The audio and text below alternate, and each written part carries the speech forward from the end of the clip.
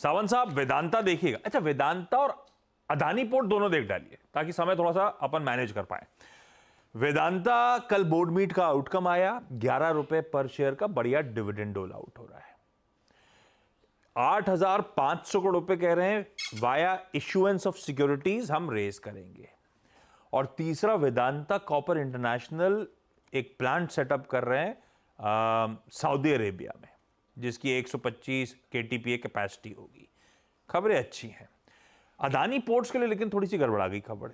यह कह रहा है नॉर्वे कि हम अदानी पोर्ट्स को अपने गवर्नमेंट पेंशन फंड ग्लोबल से एथिकल कंसर्न्स के चलते एक्सक्लूड कर रहे हैं।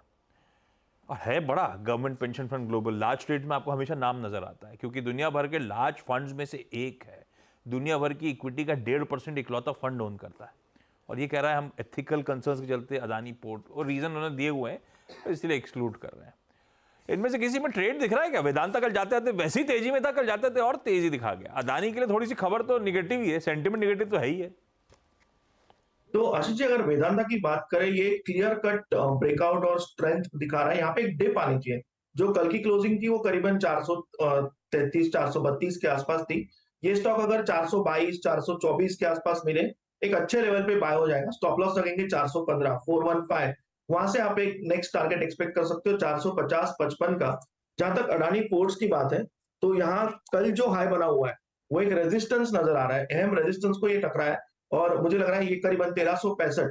जब तक ये क्रॉस नहीं होता है, मैं यहाँ पे बाय रेकमेंड नहीं करूंगा। और जिनके पास पोजीशन हो वो 1320 1320 का एक स्टॉप लॉस लगा के चले। अगर ये ब्रेक हो तो एक बार आपको बाहर आना होगा।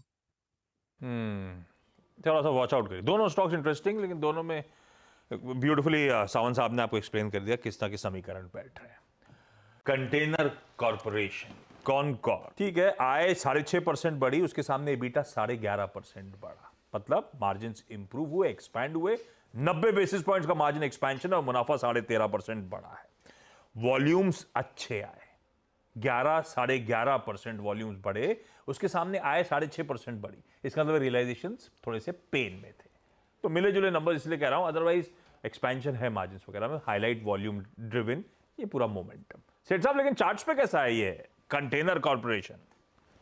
जी आशीष जी, चार्ट्स में तो कोई दिक्कत नहीं है, स्ट्रक्चर काफी पॉजिटिव है। रिसेंटली हमने स्टॉक में एक शार्प मूव देखा था, उसके बाद एक पुल बैक आया 10 और 20 डेमा के आसपास और वापस स्टॉक एक पुल बैक मोड में है।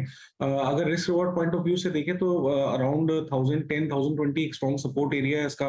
वहां पे स्टॉक मिले तो रिस्क रिवॉर्ड फेवरेबल रहता है। 990 का इन दैट के स्टॉप लॉस लगाएंगे और ऊपर में मुझे लगता है 1060 1070 के टारगेट्स पॉसिबल है। But buy on dips will be a better strategy. Buy on dips बेहतर स्ट्रैटेजी है।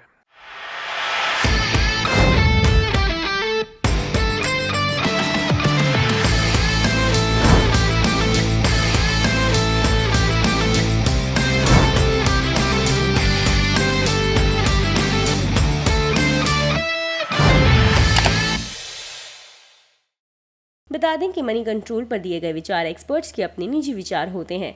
वेबसाइट या मैनेजमेंट इसके लिए उत्तरदायी नहीं है। यूजर्स को मनी कंट्रोल की सलाह है कि कोई भी निवेश निर्णय लेने से पहले सर्टिफाइड एक्सपर्ट की सलाह लें।